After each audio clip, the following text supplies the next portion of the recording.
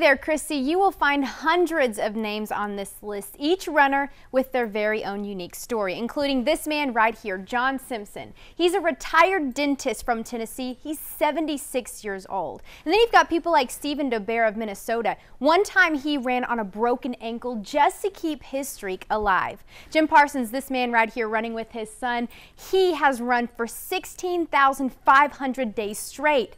And this man, John Sutherland, has the longest running streak of anyone in the entire country. This summer, he will reach 46 years. Among the 542 names on this list, the Lone Star State has 33, but just 2 of those reside here in West Texas. I guess the longest I've done at one time was a 6.5 mile. What I do treating patients is really more than anything involved with the movement of their bodies. We're built to move, and I think that getting out and moving is one of the most important things we can do. The clock has been ticking on Dan Chastain's streak for 821 days straight. I started this streak on my 44th birthday. A simple challenge that soon spiraled into something much more. That's also how it happened for Wes Burnett of Andrews, a year-long challenge from his 18-year-old daughter, and he was hooked. But a streak isn't for just any fair weather fan.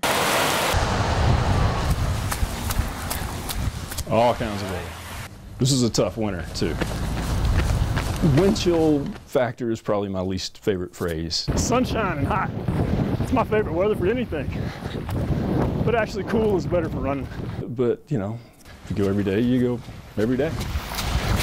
It's getting deep. The rule is you must run at least 1 continuous mile each calendar day within each 24-hour period. Simple enough, right? But some take their streaks to extremes. My introduction to streak running was seeing a piece like this where there was a man being interviewed who was in a hospital, wearing his hospital gown and his running shoes, and he was running laps around the courtyard so that he could maintain his streak before he had his procedure that day and hopefully be able to continue it on into the next day. That man is none other than Bill Anderson of Fort Worth, Texas. This is him right before his appendectomy. It's just part of who I am now. Not really anything I think about that much anymore. It's just going to be part of my routine. Streak runners have said it's harder to stop than it is to start. Dan Chastain would agree. He's committed. Very committed, and maybe a little compulsive, I don't know. But something about that appealed to me a little bit, that he was just that dedicated. Do you think you're a little OCD?